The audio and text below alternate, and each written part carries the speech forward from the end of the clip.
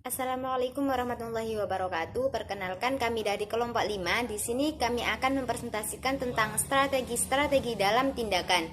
Perkenalkan, nama saya Indah Ayu Isnawati, NIM 024, dan ada rekan saya Milinda Ayu Privaski, NIM 049, dan ada rekan saya Sinta Nuria, NIM 057, dan ada Anis Solahia, NIM 079. Di sini saya akan menjelaskan yang pertama, yaitu dalam strategi-strategi dalam tindakan itu terdapat tujuan jangka panjang. Sebelum saya menjelaskan tujuan dari jangka panjang, lebih baik kita mengetahui apa sih strategi itu. Strategi adalah suatu cara-cara bagaimana sih kita itu mencapai tujuan dari perusahaan. Bisa dikatakan bahwasanya adalah strategi itu merupakan sebuah aktivitas yang berbeda atau yang harus dilakukan perusahaan secara berbeda agar mendapatkan suatu strategi yang berbeda dari para pesaingnya. Selanjutnya yaitu tujuan jangka panjang. Tujuan jangka panjang adalah untuk merepresentasikan hasil-hasil yang ditetapkan dari pelaksanaan strategi-strategi tertentu. Strategi merepresentasikan berbagai tindakan yang perlu diambil perusahaan ketika untuk mencapai tujuan jangka panjang. Kemudian selanjutnya ada hakikat atau sifat tujuan jangka panjang. Tujuan sebaiknya bersifat kuantitatif, dapat diukur, realistis, dapat dimengerti, menantang, hierarkis, mungkin untuk dicapai, dan kongruen antar unit organisasional. Jadi tiap-tiap tujuan itu harus berkaitan dengan garis waktu. Tujuan pada umumnya dinyatakan dalam pengertian-pengertian seperti pertumbuhan aset, pertumbuhan penjualan, profitabilitas, pangsa pasar, tingkat dan hakikat diversifikasi, tingkat dan hakikat integrasi vertikal, laba per saham, dan tanggung jawab sosial. Tujuan semacam ini mampu untuk mengarahkan, memungkinkan sinergi, membantu dalam evaluasi, meminimalkan konflik, merancang kerja, dan membantu baik mengalokasikan sumber daya maupun rancangan pekerjaan. Kemudian terdapat dua tipe tujuan yang umum dalam organisasi, yaitu tujuan keuangan dan tujuan strategi. Dalam perusahaan pasti kita menemui dua tujuan, yaitu tujuan keuangan dan tujuan strategi tersebut. Kemudian apa sih tujuan keuangan itu? Tujuan keuangan itu sendiri itu mencakup pada hal-hal yang berkaitan dengan pertumbuhan pendapatan pada perusahaan itu sendiri. Sedangkan tujuan dari tujuan strategis itu cangkupannya seperti pengiriman barang yang lebih cepat, biaya yang lebih murah, dan dia itu lebih berfokus pada pangsa-pangsa pasar itu sendiri. Kemudian ada dasar memimpin tanpa tujuan, itu ada 4.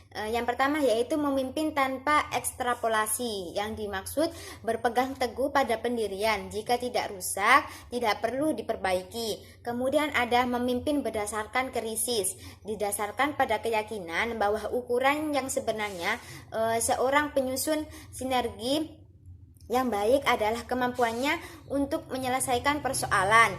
Kemudian yang ketiga adalah memimpin berdasarkan subjektivitas, yang dimaksud dibangun di atas gagasan bahwa tidak ada rencana umum mengenai arah mana yang harus dituju dan apa yang harus dilakukan. Kemudian yang terakhir yaitu ada memimpin berdasarkan harapan, didasarkan pada fakta bahwa masa depan dipenuhi oleh berbagai ketidakpastian. Kemudian jika kita mencoba dan tidak berhasil, kita masih bisa berharap bahwa usulan kedua atau yang ketiga itu akan berhasil. Kemudian dalam strategi dalam tindakan terdapat balance scorecard. Apa sih balance scorecard itu? Balance scorecard merupakan sebuah teknik evaluasi dan pengendalian strategi. Kemudian mengapa sih dinamakan balance scorecard? Dinamakan balance scorecard karena keyakinan mengenai kebutuhan perusahaan untuk menyeimbangkan ukuran-ukuran finansial yang seringkali secara eksklusif diinginkan dalam evaluasi dan pengendalian strategi dengan berbagai ukuran non-finansial seperti kualitas produk dan layanan konsumen. Kemudian tujuan dari Tujuan dari balance scorecard adalah menyeimbangkan tujuan pemegang saham dengan tujuan konsumen dan operasional. Kemudian selanjutnya akan dijelaskan oleh rekan saya Milinda. Jadi saya akan menjelaskan mengenai jenis-jenis strategi. Menurut Freud, alternatif strategi bahwa perusahaan dapat dikelompokkan menjadi 11 tindakan, yaitu yang pertama, integrasi ke depan, yaitu memperoleh kepemilikan atau kendali yang lebih besar atas distributor atau retail. Yang kedua yaitu integrasi ke belakang, yaitu mengupayakan kepemilikan atau kendali yang lebih besar atas pemasok perusahaan. Yang ketiga yaitu integrasi horizontal, mengupayakan kepemilikan atau kendali yang lebih besar atas pesaing. Yang keempat yaitu penetrasi pasar. Ini maksudnya yaitu mencari pangsa pasar yang lebih besar untuk produksi atau jasa saat ini di pasar yang ada sekarang melalui upaya-upaya pemasaran yang lebih baik. Yang kelima yaitu pengembangan pasar, yaitu memperkenalkan produk atau jasa saat ini ke wilayah geografis baru. Dan yang keenam yaitu pengembangan produk, itu mengupayakan peningkatan penjualan melalui perbaikan produk atau jasa saat ini atau pengembangan produk atau jasa baru. Dan yang ketujuh yaitu diversifikasi terkait, yaitu menambah produk atau jasa baru namun masih berkaitan. Dan yang kedelapan, diversifikasi tak terkait, yaitu menambah produk atau jasa yang baru namun tidak berkaitan. Dan yang kesembilan yaitu pengelompokan ulang melalui pengurangan biaya dan aset untuk membalik penjualan atas laba yang menurun. Dan yang ke-10 yaitu pelepasan, yaitu menjual divisi atau bagian organisasi. Dan yang 11 yaitu likuidasi, menjual aset perusahaan atas nilai nyata mereka. Selanjutnya, saya akan menjelaskan mengenai strategi-strategi integrasi. Menurut Freud, strategi integrasi meliputi integrasi ke depan, integrasi ke belakang, dan integrasi horizontal. Jadi saya akan menjelaskan yang pertama yaitu integrasi ke depan. Integrasi ke depan berkaitan dengan usaha untuk memperoleh kepemilikan atau kendali yang lebih besar atas distributor atau retail. Salah satu cara yang efektif untuk menerapkan integrasi ke depan adalah pewaralabaan. Bisnis dapat melakukan ekspansi secara cepat melalui pewaralabaan karena biaya dan peluang yang muncul disebarkan di kalangan banyak individu. Yang kedua yaitu integrasi ke belakang. Integrasi ke belakang yaitu adalah sebuah strategi yang mengupayakan kepemilikan atau kendali yang lebih besar atas pemasok perusahaan. Yang ketiga yaitu integrasi horizontal. Integrasi horizontal mengacu pada strategi yang mengupayakan kepemilikan atau kendali yang lebih besar atas pesaing perusahaan. Salah satu tren yang paling signifikan dalam manajemen strategik adalah meningkatkan penggunaan integrasi horizontal sebagai strategi pertumbuhan. Merger, akuisisi, dan pengambil alihan antara pesaing memungkinkan meningkatnya skala ekonomis dan meningkatnya transfer sumber daya dan kompetensi. Selanjutnya, saya akan menjelaskan mengenai strategi intensif. Dalam penetrasi pasar, pengembangan pasar, dan pengembangan produk mengacu sebagai strategi intensif karena mereka mensyaratkan usaha intensif jika posisi bersaing perusahaan dengan produk yang ada ingin dikembangkan. Yang pertama, saya ingin menjelaskan mengenai penetrasi pasar. Penetrasi pasar adalah strategi yang mengusahakan peningkatan pangsa pasar untuk produk atau jasa yang ada di pasar saat ini melalui upaya-upaya pemasaran yang lebih besar. Strategi ini secara luas digunakan dan dikombinasikan dengan strategi lain. Penetrasi pasar meliputi meningkatnya angka tenaga penjualan, meningkatnya beban iklan, menawarkan promosi penjualan item secara ekstensif, atau meningkatkan usaha publikasi. Yang kedua yaitu pengembangan pasar.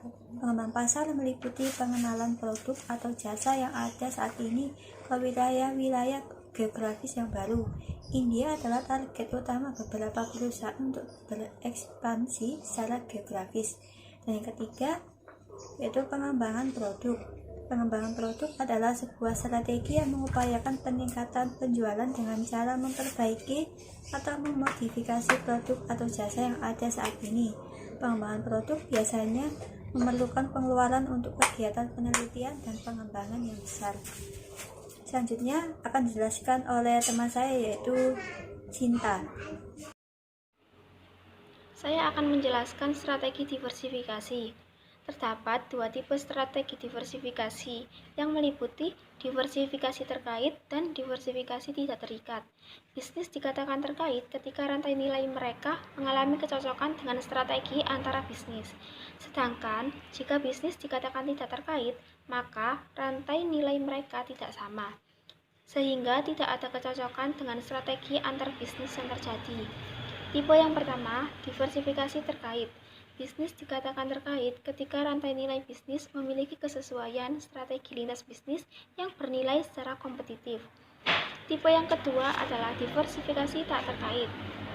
Strategi diversifikasi tak terkait lebih memilih portofolio bisnis yang sanggup memberikan kinerja keuangan yang sangat baik di industrinya sendiri, alih-alih berupaya memanfaatkan kesesuaian strategis rantai nilai di antara bisnis.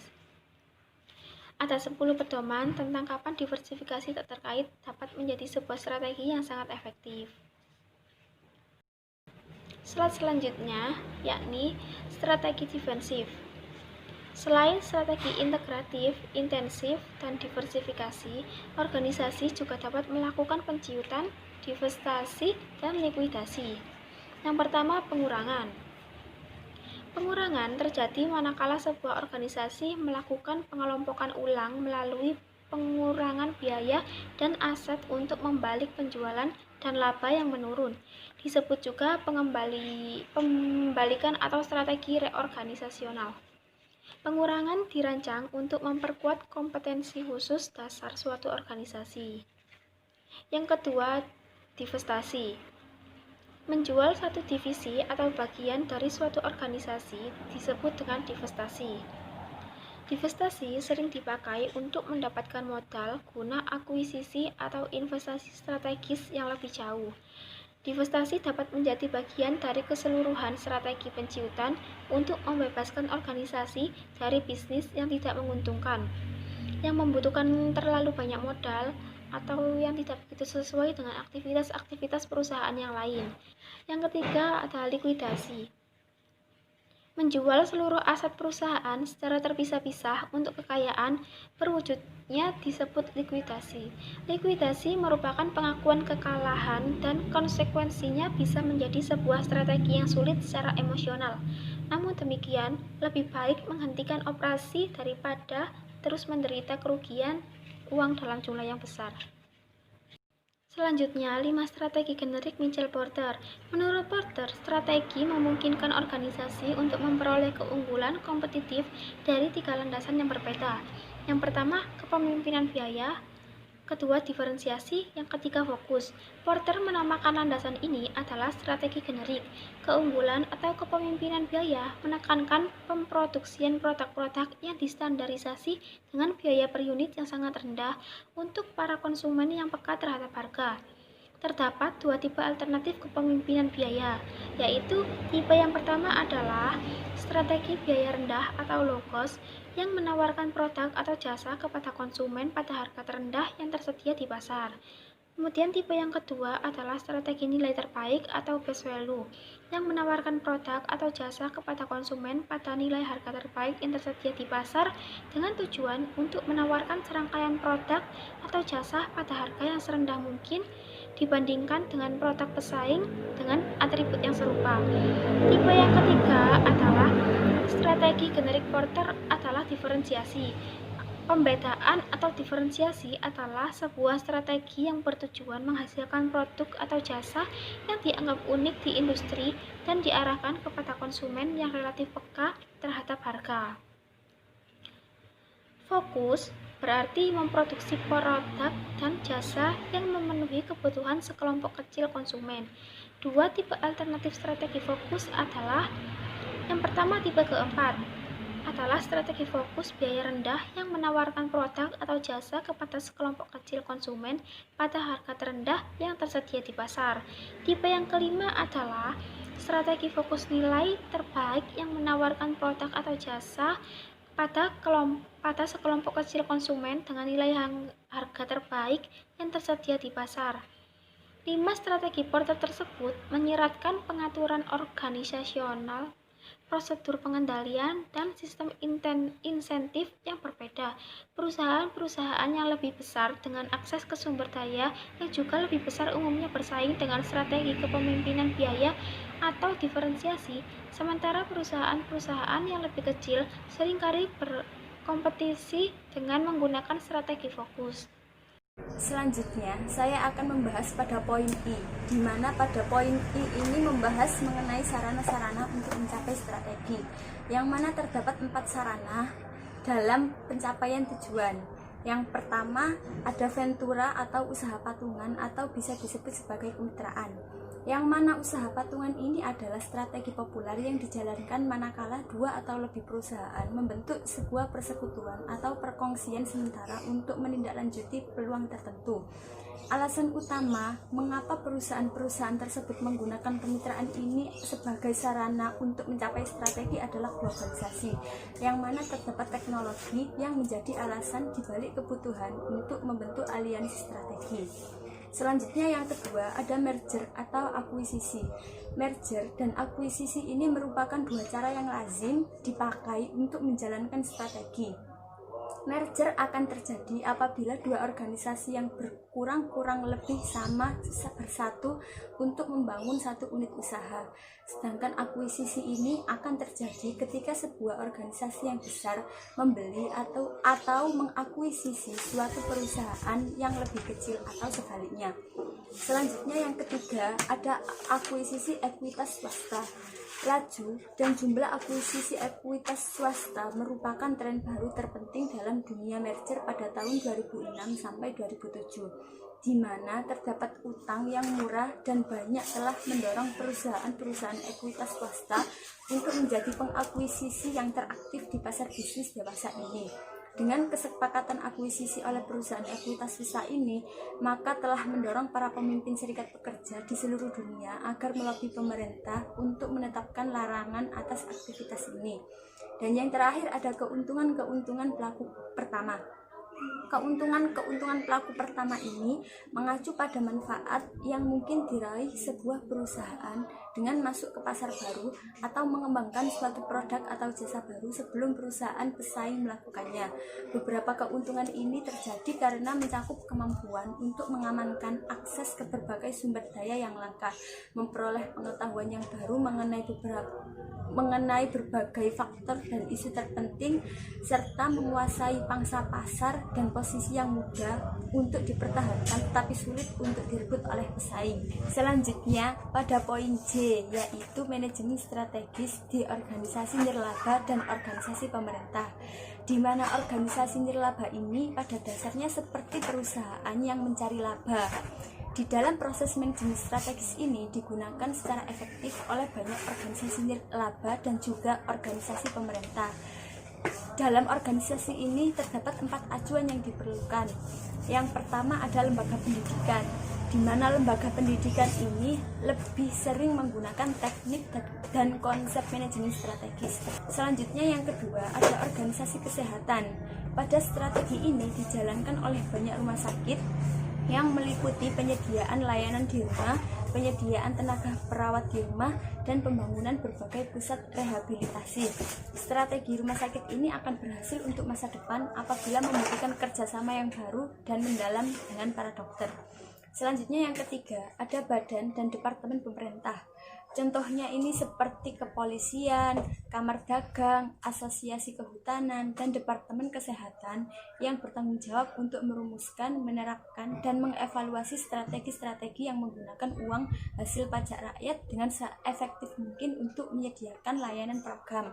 Yang keempat ada pengalih kontrakan atau bisa disebut juga sebagai alih kontrak proses bisnis yang merupakan bisnis baru yang berkembang dengan pesat dan melibatkan tindakan suatu perusahaan untuk mengambil alih operasi-operasi fungsional.